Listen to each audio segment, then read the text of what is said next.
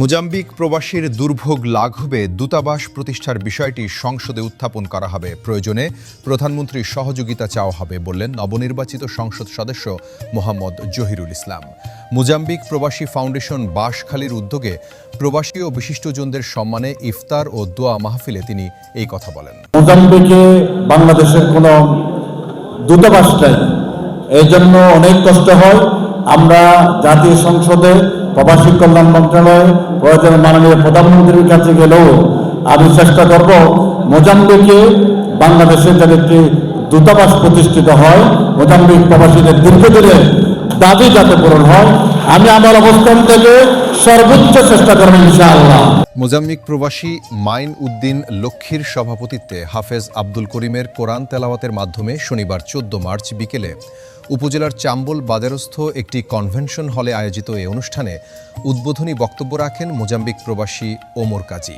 এতে প্রধান অতিথি হিসেবে উপস্থিত ছিলেন সংসদ সদস্য অধ্যক্ষ মোহাম্মদ জহিরুল ইসলাম। প্রধান মেহমান হিসেবে উপস্থিত ছিলেন দক্ষিণ জেলা বিএনপির যুগ্ম আহ্বায়ক মিশকাতুল ইসলাম চৌধুরী পাপ্পা। প্রধান বক্তা হিসেবে উপস্থিত ছিলেন বাঁশখালী পৌরসভার সাবেক মেয়র আলহাজ কামরুল ইসলাম হোছাইনি।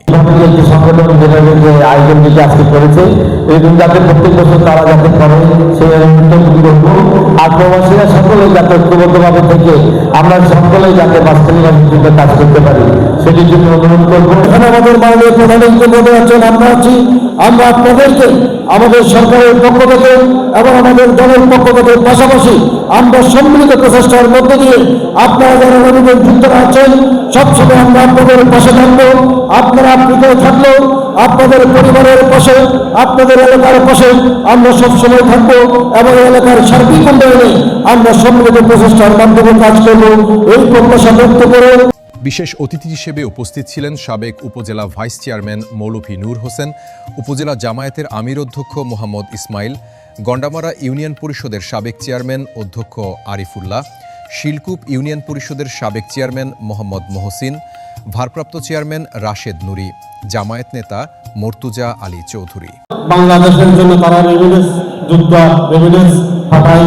সবাইকে বলবো আপনারা দোয়া করেন, এই যে প্রবাসী ভাইরা যেন আরো উন্নত করতে পারে, আরো যেন টাকা পয়সা বাড়া ইনকাম করে আমাদের সাথে একযোগ আমাদের সেবা করতে পারে, সেই প্রত্যাশা চেষ্টা চালিয়ে গিয়ে দেশকে উন্নয়নের দিকে নিয়ে যাওয়ার জন্য যে চেষ্টা বর্তমান সংসদ করে চলে যাচ্ছে, সেই ধারাবাহিকতা আপনারা যদি করেন সকলকে মিলে ঐক্যবদ্ধ বাঁশখালী উন্নত করার জন্য জাত দেশ না দেখে, ইউনিয়ন ভাগ না করে, ওয়ার্ড ভাগ না করে সবাই মিলে ঐক্যবদ্ধ টোটাল বাঁশখালীকে, অবহেলিত বাঁশখালীকে উন্নত বাঁশখালীর কাতারে নিয়ে যেতে চান, আপনারাই পাবেন।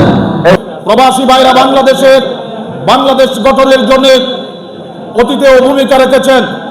তাদের ভূমিকার মধ্য দিয়ে বাংলাদেশের নতুন চালিকা শক্তি পেয়েছে। তাদের কাছে আমরা কৃতজ্ঞ। আজকের এই ইফতার মাহফিলে এসে বাংলাদেশ জামাত ইসলামীর পক্ষ থেকে আবারও আমরা কৃতজ্ঞতা জ্ঞাপন করে পানির পিপাসা লাগলো আল্লাহর বইয়ের রোজা ভেঙে দিই না, তেমনি ভাবে আমাদের বাকি যাবতীয় কর্মকাণ্ডে আমরা ব্যবসা বাণিজ্য, লেনদেন, মামলাত, সুদ, ঘুষ, দুর্নীতি, মাদকতা এইগুলি থেকে আমাদের কি থাকতে হবে, তাকওয়া অবলম্বন করে তাকওয়ার চেতনায় আমাদেরকে উজ্জীবিত হয়ে সবসময় রমজানে যেমন আমরা আল্লাহকে ভয় করি, বাকি আমাদের সামগ্রিক জীবনে যদি আমরা সেভাবে আল্লাহকে ভয় করে চলতে পারি তাহলে আমরা সৌভাগ্যবান। এ সময় শুভেচ্ছা বক্তব্য রাখেন মোজাম্বিক প্রবাসী আব্দুর রশিদ, সাইদুল হক সাইদ, মনিরুজ্জামান, রহমতুল্লাহ, সেকান্দুর নুরি, ইউপি সদস্য মিজানুর রহমান শিকদার, মোহাম্মদ দেলওয়ার ও মনির। অনুষ্ঠানের সার্বিক ব্যবস্থাপনায় ছিলেন এটিএম কফিল উদ্দিন, হেলাল রহমান, মোহাম্মদ শহীদুল ইসলাম, আব্দুল গফফার, আব্দুল খালেক, আমির হোসেন, আদিল হোসেন ইফতু, এম হাসান হাসিব, রমিজুর রহমান, মোহাম্মদ রিদওয়ান ও মোহাম্মদ তারেক। আমরা যদি কোনো বিপদে পড়ি আমাদের বাংলাদেশ যে সরকার আসুক আমাদেরকে সহযোগিতা করতে পারে না। বর্তমান সরকারের দেশ নায়ক নবনির্বাচিত আমাদের তারেক রহমান বিএনপি সরকারের মাধ্যমে আপনাদের মাধ্যমে আমাদেরকে একটা এমবেসি যেন আমাদেরকে খুলে দিয়ে এবং স্থাপন করে আমাদেরকে সহযোগিতা করার জন্য আপনাদের কাছে আমি বিনীতভাবে অনুরোধ জানাচ্ছি।